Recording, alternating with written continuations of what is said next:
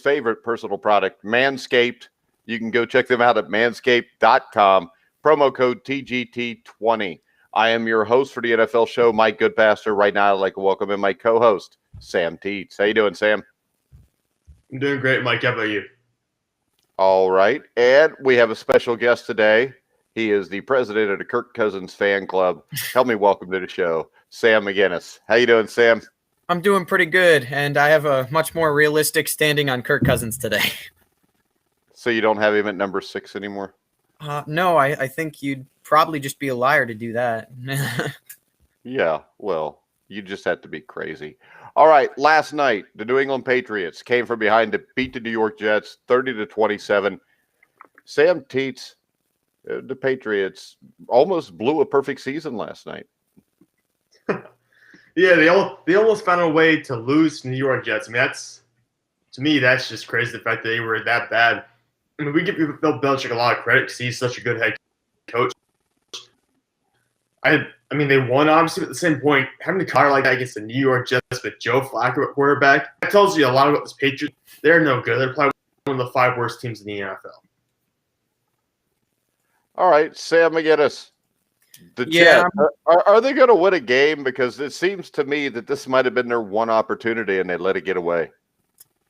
I'm very concerned they won't. It'll be like 1-15 or 0-16. They're very bad, but with Joe Flacco, maybe because he's an improvement from Sam Darnold. So maybe. Really? Oh, come on.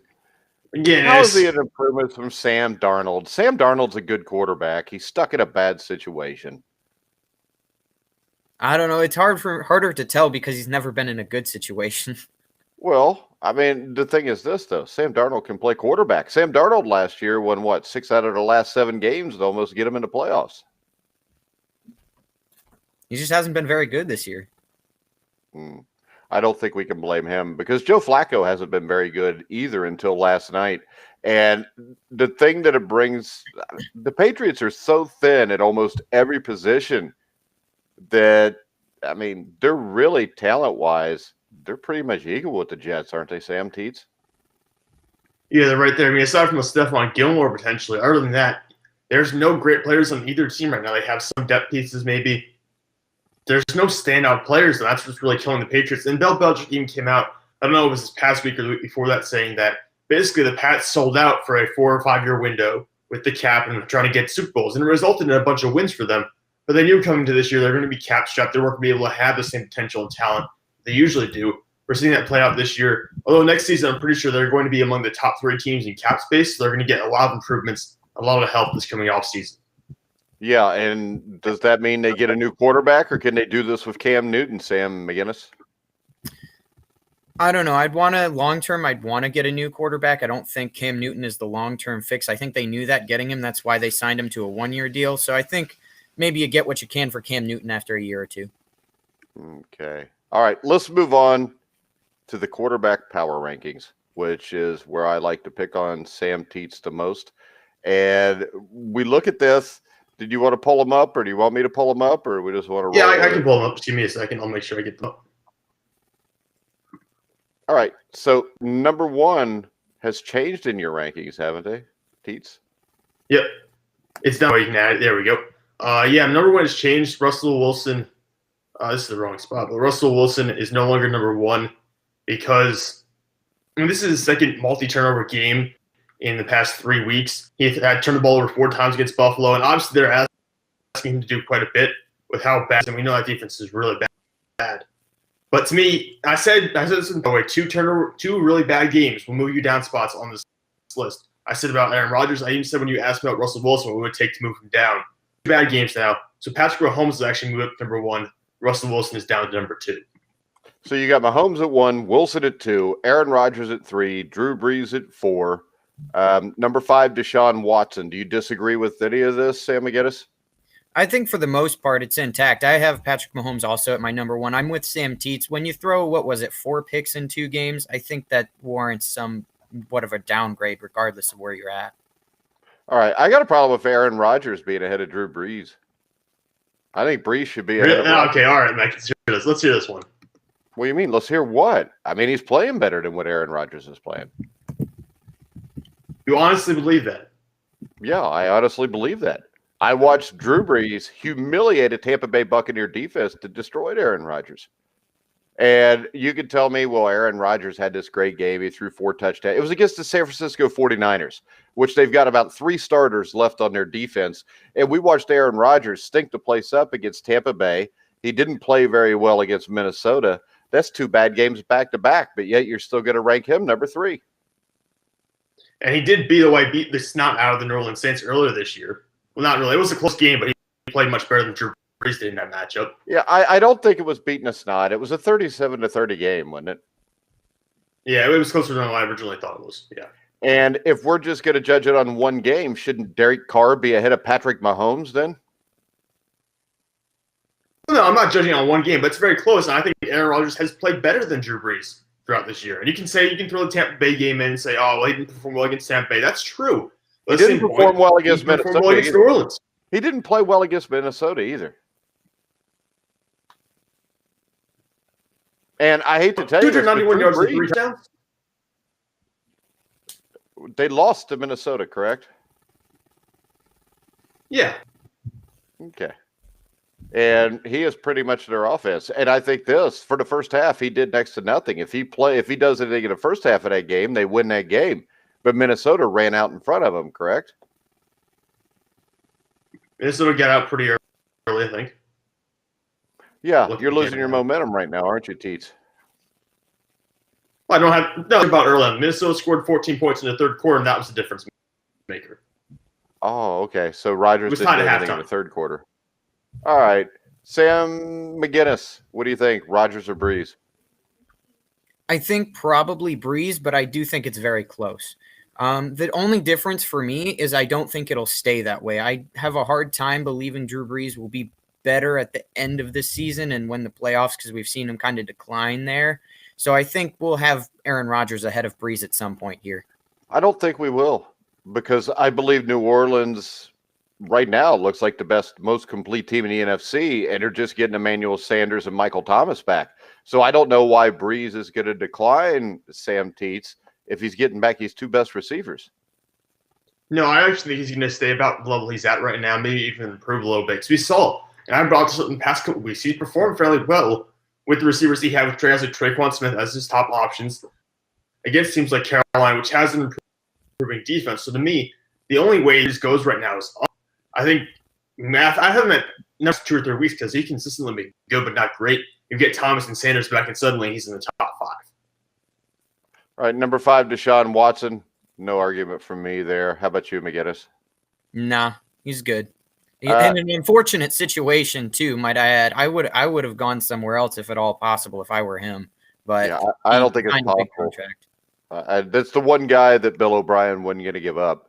Number 6, Josh Allen. Number 7, Joe Burrow. Number 8, Ryan Tannehill.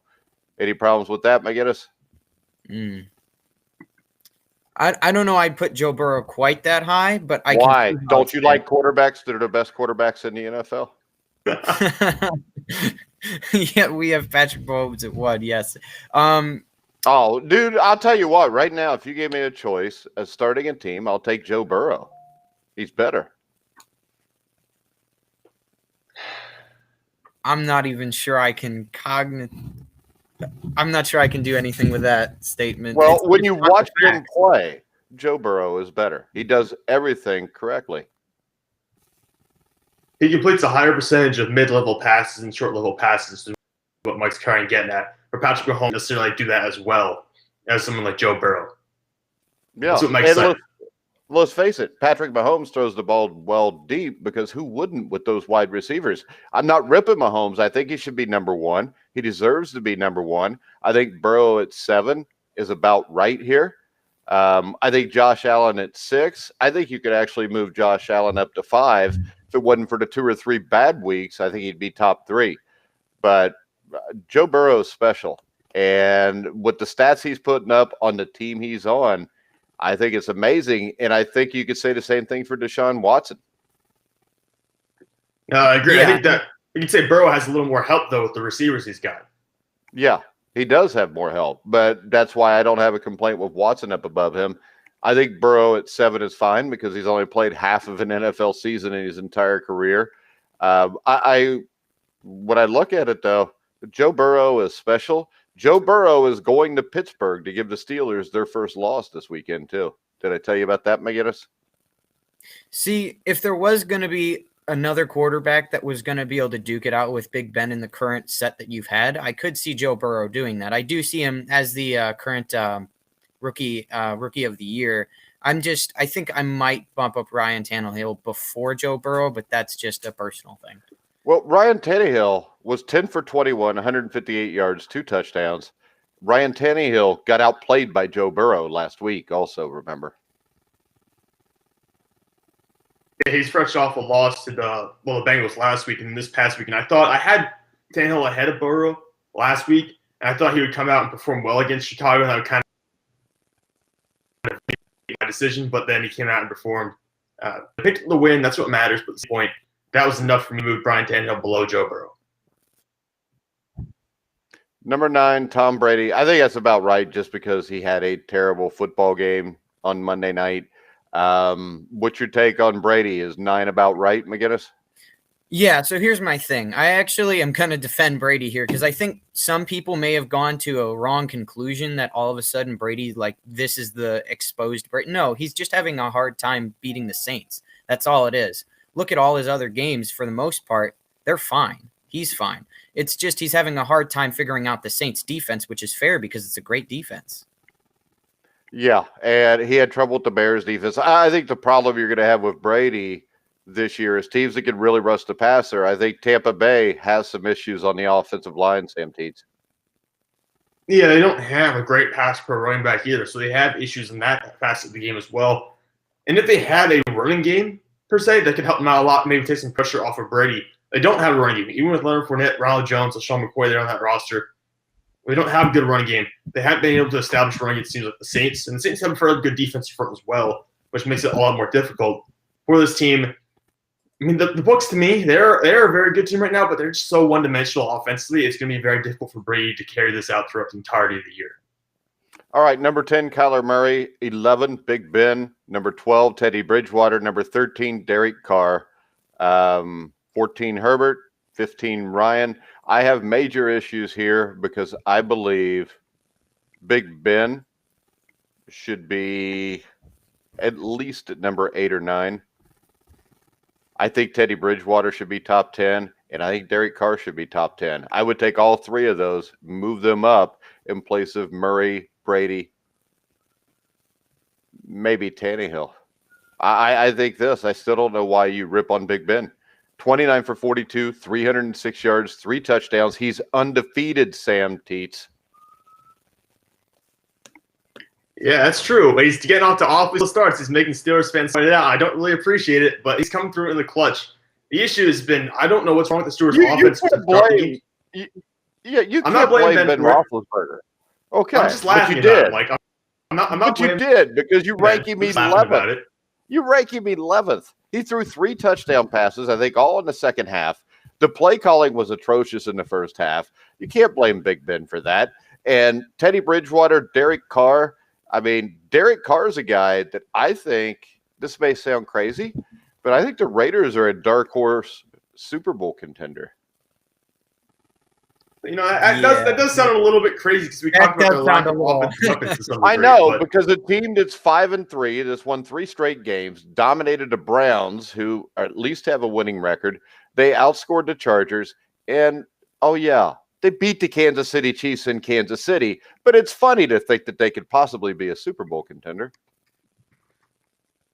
Did they also beat the Saints, I'm pretty sure, earlier this year? Yeah, they also beat them in week 2. So when we look at this, everybody laughs at me when I say that.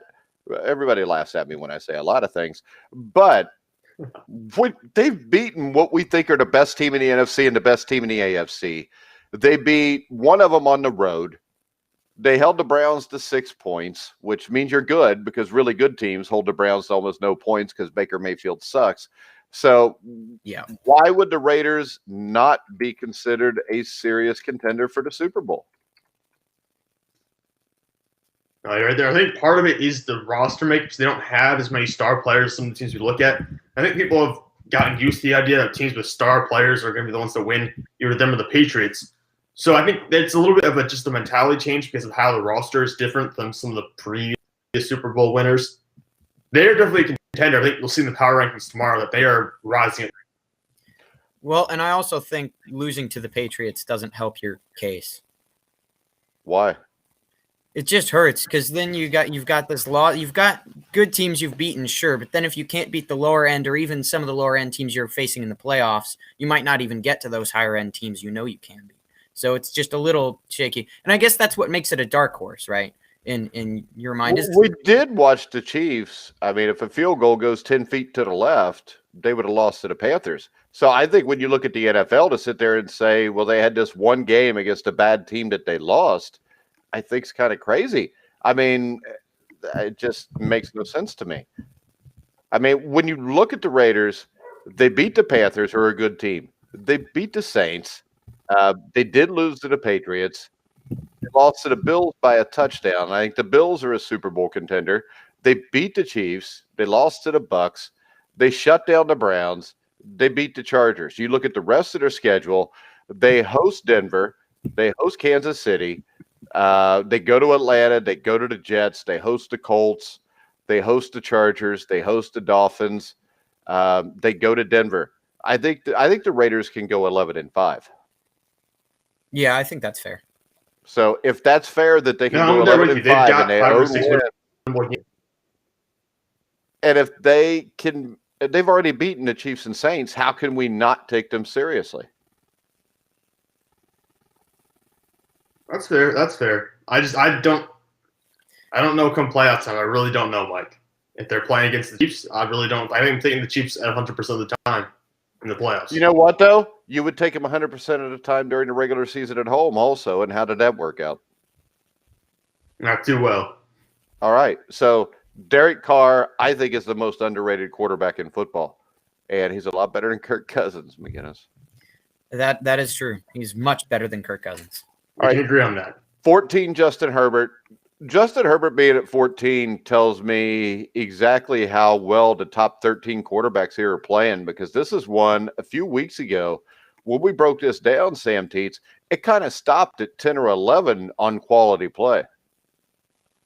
Yeah, it really did. I think a couple of weeks into the season, maybe a quarter of the way through, we were like, wow, there's maybe only 8 guys in here who are playing that well. And I think they've turned it around quite well this season, honestly. So you've got maybe 14, 15 guys who are playing at a high level, and Justin Herbert is certainly one of them. The only reason I have him down at 14, not close to that top 10 range right now, is that he's not winning football games. They've gotten close, sort of like the Falcons were early in the year. They've gotten close to winning games, but for some reason they just can't finish. I think Herbert still only has 1 win as a starter, so he's a little bit lower than some of the guys like Derek Carr who's winning games. I have him a little bit lower, even though he's performing fairly well. I like Herbert. I think he's going to be very good moving forward. They just need to finish these close games. Well, I think the difference between Herbert and the guys up above him, the guys up above him don't seem to make as big mistakes as he does. And, I mean, he still plays more like a rookie than what you see with Joe Burrow, who seldom turns the ball over. So when I look at it, that's what I think the difference is there. At 15, you got Matt Ryan, who played well again, 3 touchdowns. The Atlanta Falcons issues are definitely not because of Matt Ryan. Correct, Sam McGinnis? Yeah, no, I think at this point it's because of the culture they've produced over time, and just blowing leads like that is absolutely unacceptable as a team. All right, number 16, Tua Tagovailoa. Tua makes me think, and Kirk Cousins at 17, Lamar Jackson at 18, Matt Stafford at 19, and who do we got at 20? At 20, we got Jared Goff. So I would make this claim. I think that you can make the claim that 18 guys on this list are actually playing pretty well right now, Sam Teets. No, I agree. And that's something, like I said, we weren't talking about this a couple of weeks ago. We thought maybe, like I said, 8 to 10 guys are performing fairly well. Now I've got guys. I know Lamar Jackson statistically is not performing that well. I totally agree with you on that point, which is why he's at 18. But they are 6-2 as a football team. And Kirk Cousins seems to be slowly turning the year around. That they've moved more to play action now. Dalvin Cook's getting involved. You have quarterbacks that are winning football games. I think the Vikings are one of the best teams, or one of the hottest teams in the NFL right now. You got 18. I wouldn't go 19. I think maybe 18 to 16 quarterbacks right now who are playing at a high level. Oh, I think it's 18. The only question out of this list to me is Tua, just because he's only had the 2 starts. But I can also tell you this. I mean, Tua's a guy that I think is special almost the way I think Joe Burrow is special. I think the Miami Dolphins have a really good shot to be a playoff team. What's your take on Tua so far, Sam? Yeah, I mean, you obviously want to see more than just a couple of games, but from what we have seen, it looks pretty good. And yeah, they'll make the playoffs. Now, with a new quarterback, I'm not sure they'll win a playoff game, but it's going to be nice for Miami to finally make the playoffs. Well, and if you look at the rest of the schedule, you've got the Chargers, which should be a really good game, which I'm sure the NFL will hype up big time. They play the Broncos, the Jets. They play the Bengals, which means they'll lose because Joe Burrow probably not going to lose another game the next decade. Then they play the Chiefs, Patriots, Bills, Raiders. I think worst case scenario here, they win 3 to 4 more games, which puts them on the cusp of the playoffs. And I think this, Sam, Teets, if they beat the Chargers this week, that's a huge win. And I think that lines them up perfectly to be a playoff team because after this Chargers game, you got the Broncos and Jets. You're going to win 3 straight games right there. You're probably going to beat the Bengals because I was obviously kidding. I mean, they're going to have to do it 37-34. But right there, you're set up with a Chargers win to possibly win your next 4 games, and you still have the Patriots at the end. That's 5 more wins. That gets them to 10. That puts them in the playoffs. Yeah, you were talking about them winning 9 games. I could see, like you said, 10 wins in the schedule. The next 4 games, including the Bengals, I think Cincinnati's going to be a toss-up. The Patriots certainly are in there. And honestly, I wouldn't rule them out against the Raiders because these are 2 teams that are both competing. They have the same records right now. It will come down to Tua, obviously. But it looks like they are for real in the sense they're going to be out there and compete with a team like Las Vegas. It'll be interesting to see how that one plays out. There are so many good games on Miami's schedule, and they're not even per se a top 5 team in the league. But there's so many games I want to watch on this schedule. It's like the first time the Dolphins have been interesting in 5 or 6 years. Yeah, outside of the Broncos, Jets, and Patriots, all those games are watchable. And I wouldn't put it out of place that they couldn't beat the Chiefs because it's not like the Chiefs have been bludgeoning people by 30 points. Well, they've been in some close ones. Like you said, they lose to the Raiders. And we're talking about the Dolphins being on a similar plane to them in terms of their competition level. Why not beat Kansas City potentially towards the end of the year? All right, number 17 is the president of Kirk Cousins fan club. Sam, I'll let you talk about Kirk Cousins. I actually personally think this is too high. For me, I put him a little bit lower. That's just mine. I know maybe from your idea of that he did a little bit better more recently, but he's thrown 10 interceptions, and that's not even all the turnovers he's had, and we haven't even been through 10 games. Yeah, but my point is this, Sam, and I agree with Teets' writing here, and I hate to defend you, Sam Teets, but to me, Kirk Cousins has played really well the last 3 weeks. He beat he beat Green Bay last week. They got a big win this week, passer rating of 141. I think that he's outplayed Lamar Jackson over the last 5 weeks, I think. So I think it's hard to put Lamar in front of him.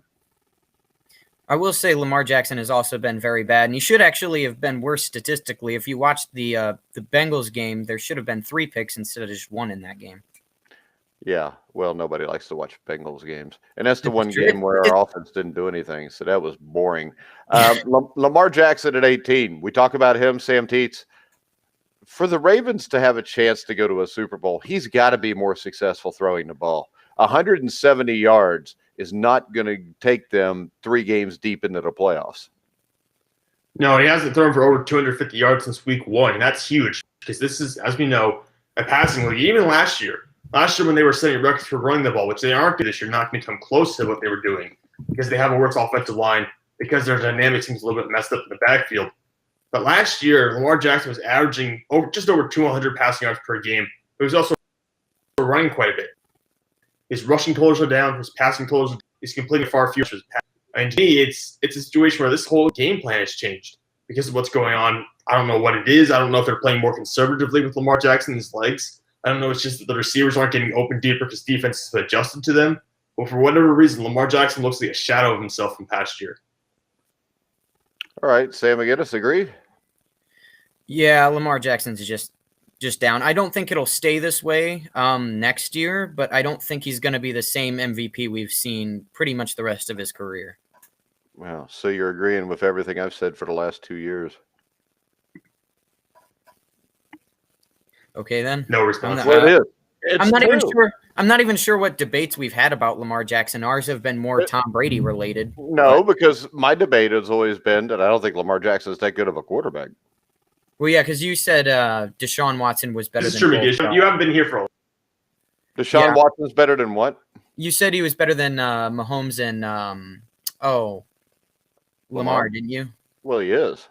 Yeah, see, that's what I had heard. I don't think we'd had much debates about that. I think I mostly agreed with you when we were on about that. But yeah, it doesn't matter. Just act like you didn't so I can feel right. Number 20, Jared Goff.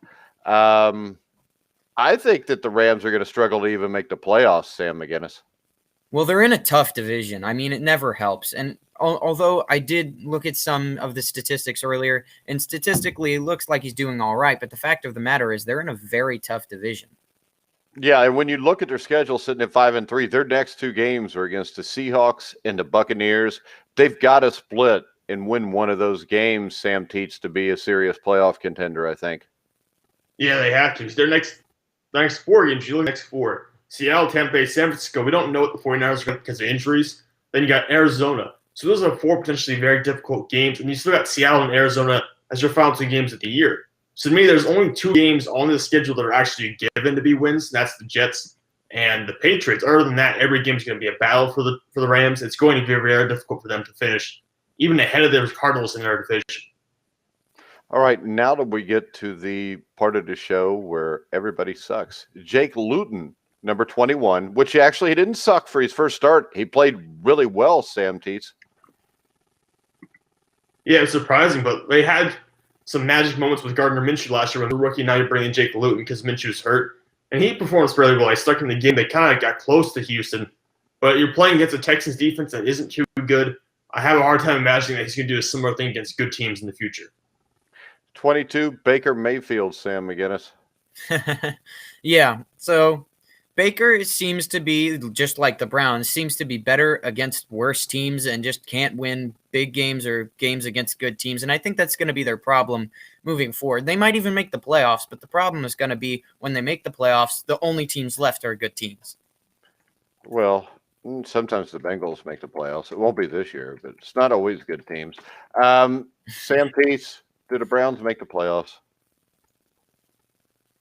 I'm going to pull up their schedule, but I think it would be very hard for them to miss the playoffs because they have some softer opponents they have to play against. I would imagine they make the playoffs, but at the same point, they're going to get bounced in the first round. They play Houston, they play Philadelphia, they play Jacksonville, the Giants, they play the Jets. So they have 5 games that are fairly winnable down the stretch. They could lose to Houston maybe. They could lose to Philadelphia. I still think they probably get to about 8 or 9 wins, which might be good enough for them to make the postseason. I don't think it will be in the AFC. I don't think 8 or 9 wins is going to get it. I think it's going to have to be 10 to get in. In that case, it might come down to the final week when they play Pittsburgh. Because the Steelers will probably be in by that point. But they could be battling for that 10th win in Week 17. Well, you figure they get the Jets, they should win that. The Jaguars, they should win that. Eagles, Texans, Giants. So that's your 5 games you should win. But I don't know they're good enough to beat all 5 of those teams. I could really see the Texans and the Eagles dropping them to 5-5 over the next 2 weeks. And the way the Giants defense is playing, that's in New York. Hell, New York might have a shot to win the NFC East still then. So that would make it difficult. If I had to say one or the other, I don't think they're going to get in. Yeah, it's going to be very close. Like I said, it's going to come down to the final few games that year. I think it might be decided, like you said, the next 2 weeks here. If they lose to both Philadelphia and Houston, there's really no chance. All right, next up, 23, Carson Wentz, which we know Sam hates Carson Wentz. But Carson Wentz will be in the playoffs this year, Sam McGinnis. See, that's the thing, is the Eagles might still get to the playoffs because now you have no Dak Prescott, so the Dallas Cowboys are a mess. I don't think the Giants are good enough to, despite the fact that they still have a chance technically, I don't think the Giants or Washington are good enough to come out and do better than the Eagles. Carson Wentz has been very bad, but again, also in his defense, he's also had absolutely nothing to work with. But I still don't think he's the top 5, top 10 QB you guys were talking about earlier on. But he's a lot closer than Kirk Cousins. He's closer than Kirk Cousins, but he's better than this, but I think this does show something just a little bit, but he does have absolutely nothing to work with, so that never helps. 24, Joe Flacco. 25, Nick Mullins. This list has gone to hell. Joe Flacco looked good last night, though, guys. Do they continue to start him when Darnold comes back, Sam Teets? Yeah, that's an interesting question. I actually didn't think about that, but my perspective would be you're probably moving on from Sam Darnold anyways, I would imagine. So I don't know. I think you would probably play Darnold just because you know what you're getting from him more than Flacco. Flacco's up and down. At this point, you're going to do whatever you can do to lose game, or maybe the players obviously don't want to lose games, but I think the front office at this point wants to lose out and try to get Trevor Lawrence. So it'll come down to personnel decision making. Who knows who has the power for that? If it's the general manager in the front office, I would assume you're going to make whatever decision you think is worse for this football team. All right. What would you do, McGinnis? Yeah, I'm with Teets on this one, and despite what you think, I still think Sam Darnold really isn't the answer. I would have moved on from him probably around this point. I think you've given him 2.5 years, 2.5 years at this point, and he hasn't really done much with it. Throwing to ghosts on the field. Adam Gase is his coach, and he has fair enough. Nothing to throw to. He has no running game. He has no offensive line. I think we've seen in the past when the Jets weren't quite this bad that Sam Darnold can play football. Sam Darnold will go somewhere and be successful. And to tell you the truth, if I'm the Chicago Bears, I'm all over trying to get Sam Darnold. What about the Indianapolis Colts? Indianapolis Colts also. Anybody with an aging quarterback, I would be trying to get Sam Darnold. The only question is, has Sam Darnold been ruined? You should never know, man. Even mentally, as a quarterback, what's going to go on with him after this whole experience with the Jets. I mean, last night, I would argue one of the reasons that Joe Flacco looked so good last night is they had Denzel Mims, they had Rashad Perriman, they had Jason Crowder on the field together for like the first time since basically the start of the year. And those are the three top wide receivers. They get healthy, and lo and behold, Joe Flacco has a good game. If you get those guys on the field, put Darnold out there, I think you'll see similar results. Well, I mean, it was like watching a game that was played a decade ago with Joe Flacco at quarterback and Frank Gore as the main running back. I mean, really it was. I mean, talk about that Super Bowl from however long ago that was at this point. I haven't seen those two guys play on the field at the same time in a while. All right. 25, Nick Mullins. 26, Nick Foles. 27, Phillip Rivers. I think that's way too low. No, see, I know he's had those two very good games, but I'm telling you, I've never fully bought into this idea that Phillip Rivers was fully back, and he's not. How about this, was though? Detroit? When I look at this list from 21 on down, I don't know if there's anybody on here that's had a couple good games except for Phillip Rivers. From that perspective, you might be right, actually. Now I think about that. But at the same time, one really good game in Cincinnati. Detroit wasn't that bad. Detroit was actually probably the best game of his year. But really, other than that, it hasn't been a good season for him. And you can basically ball most of these guys up here below 23 into a ball and say they're all in the same class to me. Well, how about this? I don't blame Phillip Rivers for this that much, Sam McGinnis, because it's the lack of a running game. And Jonathan Taylor has been a huge disappointment. They lost Marlon Mack. They can't run the ball. T.Y. Hilton's always hurt. I don't know if this is as much Phillip Rivers' fault or more the Colts organization for not being able to get him some more help at wide receiver. I think it's a mix. I think Phillip Rivers is aging and he's not as good as he used to be, but if he had those pieces, he would be better than he is now. Yeah, and I think this team would win the division if they would take. If Marlon Mack doesn't get hurt, Sam Teets, this team's probably got one or two more wins.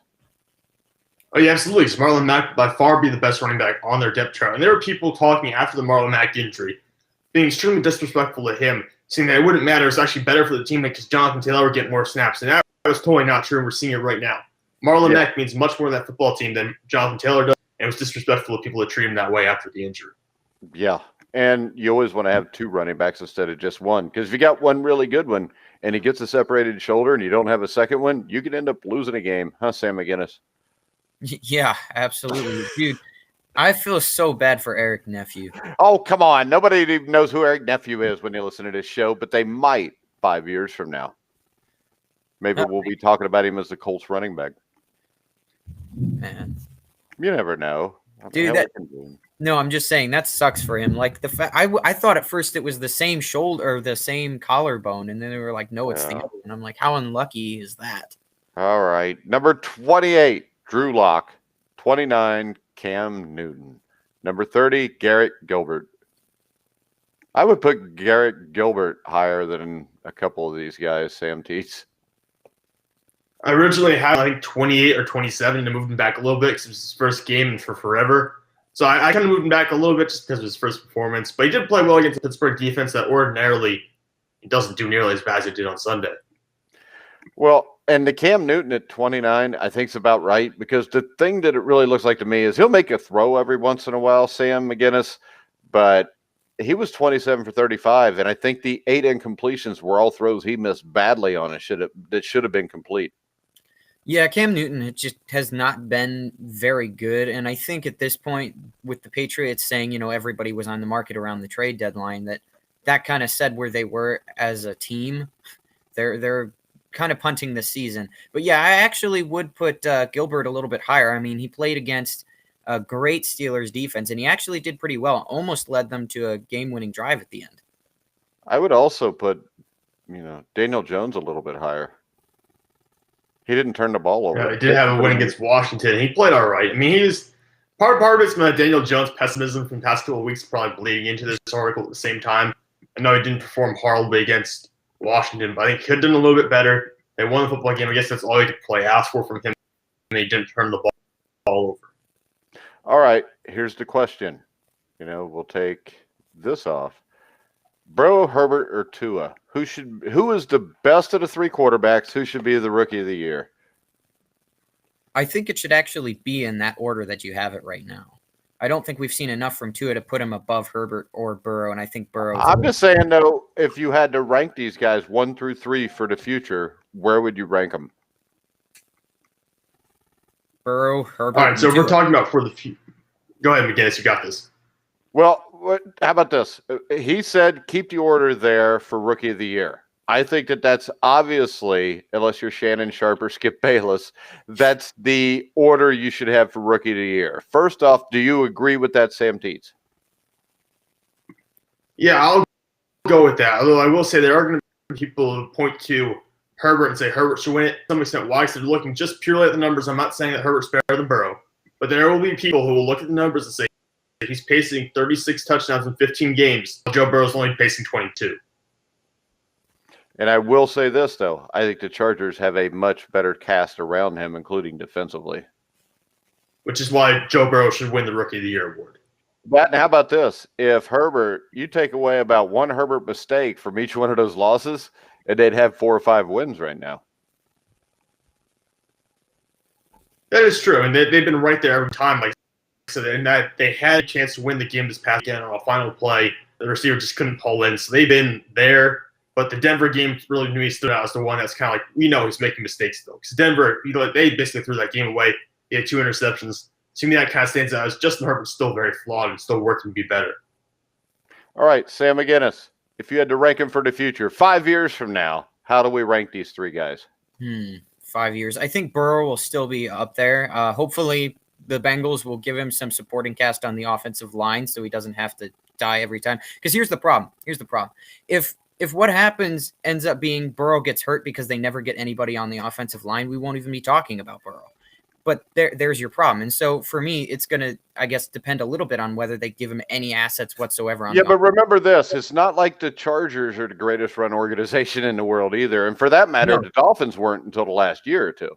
So we're just talking about right now, if you were going to start a football team, what order would you take these guys in? I think probably Burrow, maybe Tua, and then Herbert. But those 2 for me are very close because the thing is we've only seen a little bit from Tua, so I feel like it's a little bit premature to do that. So I'll actually switch it back: Burrow, Herbert, and Tua, because I just haven't seen quite enough from Tua yet.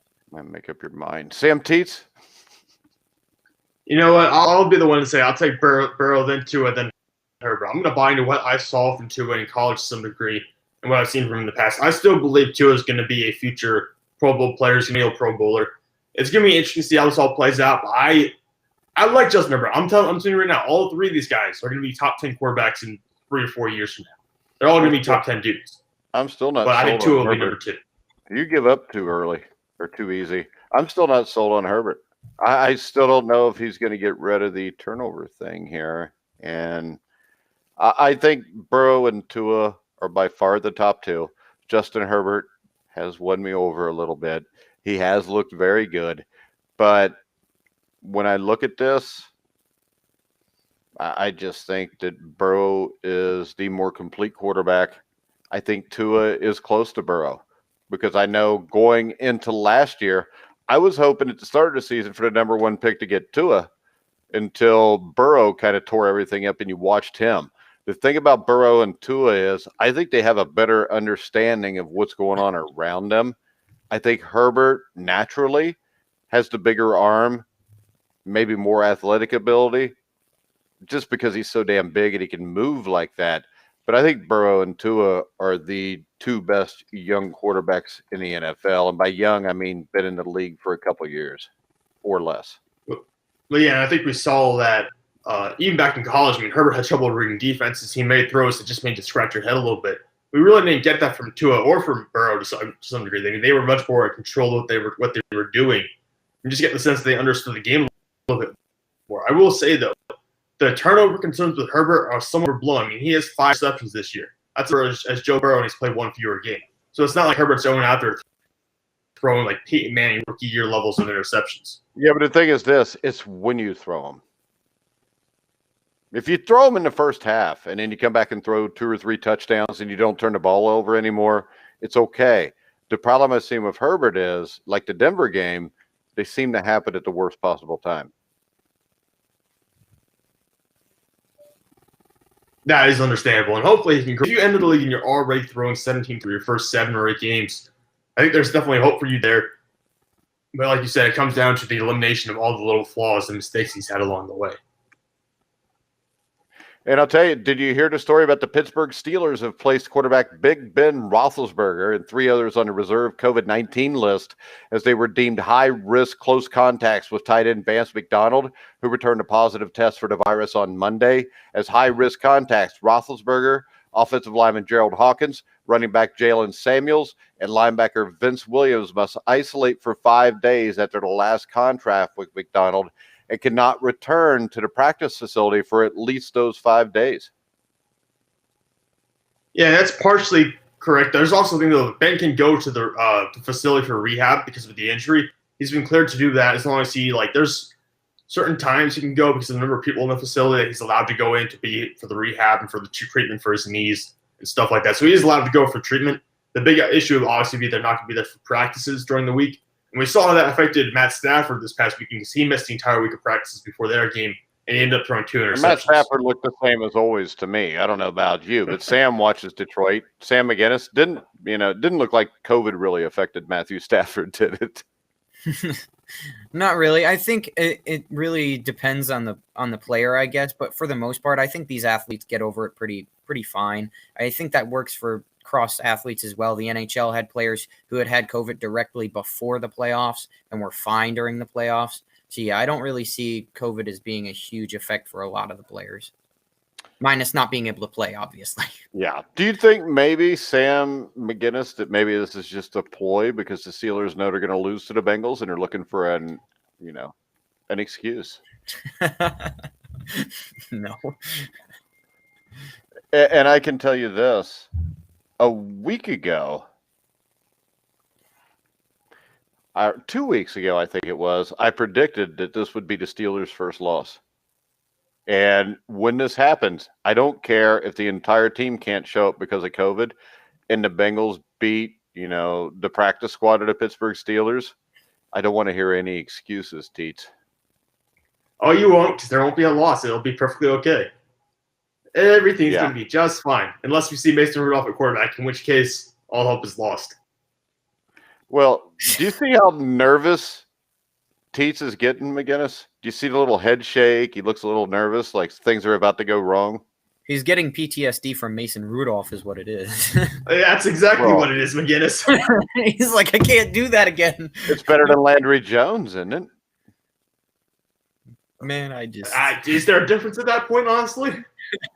Or Duck Hodges, or whatever the hell his name is. It's literally just the garbage can or the garbage dumpster. Or go back to Dennis Dixon. Oh, I remember even that. know who that Was he is. from Oregon? I think he was. I forget what school he came out of. I'll pull it up right I now. think he was Oregon. I'm not sure, but I think he wore number 9 at Oregon, but I'm not sure. Check it out. Yeah, he's Oregon. How long ago was that? Yeah.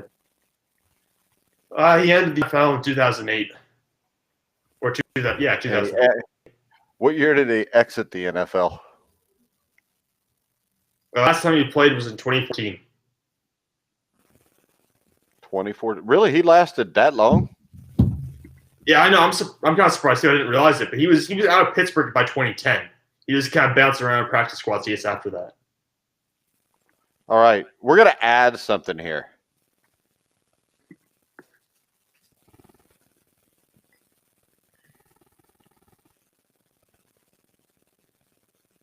All right. We're going to go with the Sam Teets trivia question of the day. I'm going to ask him some Pittsburgh Steelers trivia, and let's see if he's actually a Steelers fan. Oh God. What? That's easy. Who wore number 59 for the Pittsburgh Steelers in 1975? 59? Is this an easy question? Like I should get this immediately? Yeah. All right. He was the starting can I get a outside hint? One linebacker hint? for the Steelers. No, his name was Jack Ham. You're a moron. All right. How could you not get that? I don't memorize the jersey All right, numbers, Mike. 1980 I didn't grow up watching. I know, like, How about this? 1989 wild card game. Pittsburgh upset a team in the wild card game that was supposed to beat them. Who was that? Mike, you're killing me. I'm not going to get these ones. You know that. Jeez. But you're supposed to be. See, this is the thing. I was only like 2 years old when the Bengals played in the playoffs in 1970, but I can tell you they lost to the Colts 17-0. 1973, they lost to the Dolphins 34-16. 75, they lost to the Raiders 31-28. You need to know your football history better. Apparently. Sam, let's go with the Sam McGinnis question of today. Detroit Lions. All right. Who was the starting quarterback in 1981? Yeah, I'm not that old. See, it doesn't matter how old you are.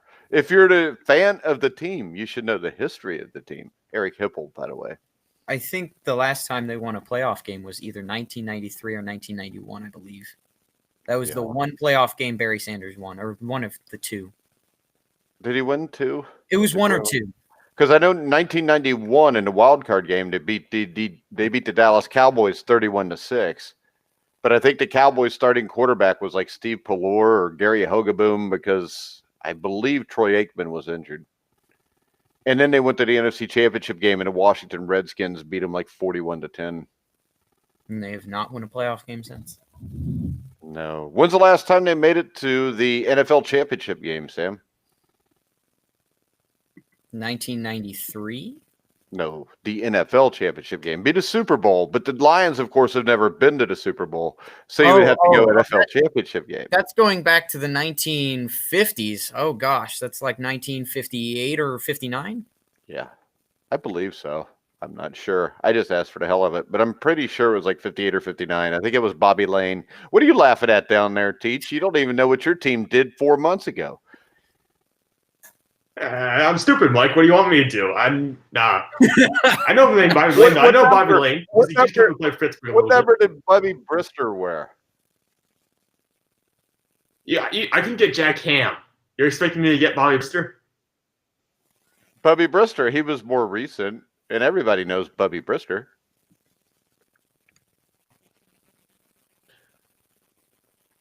He was number 6. No, we'll get that. He was number 6. Jeez. You're not even a Steelers. I'm more of a Steelers fan than you are, it sounds like.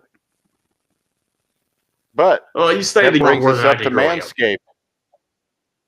Tell us about your most recent escapades with Manscaped, Sam Teets.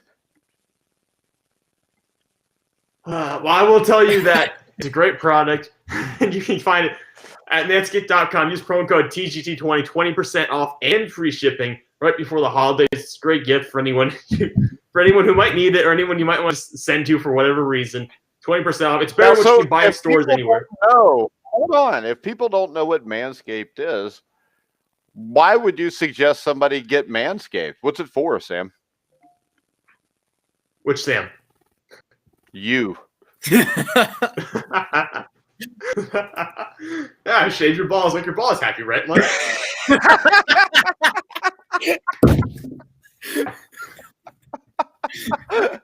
we got Teets out of his shell. Yes, that's what it's for. I'm not going to say it on air because I think it's rather crass. But you go to Clemson, so I understand it. Hold up. You're the one saying to keep your balls happy every week. Because that's what the box says. That's what they make me say. Yeah, if you open the box, it literally says that.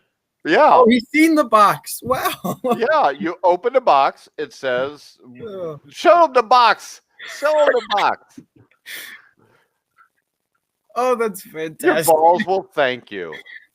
Yeah, there you go. It's not like we're making all this stuff up, McGinnis. Yeah. They want us to try to be funny, and that's all we can do is attempt it. We can't really pull it off, but we attempt it. And there's a little flashlight on there, too. And if you look in the box, there's like a newspaper that you put on the ground, I guess, so it catches your shavings. And they show a guy with a mirror, and he puts the mirror on the ground, and then he bends over to shave everything.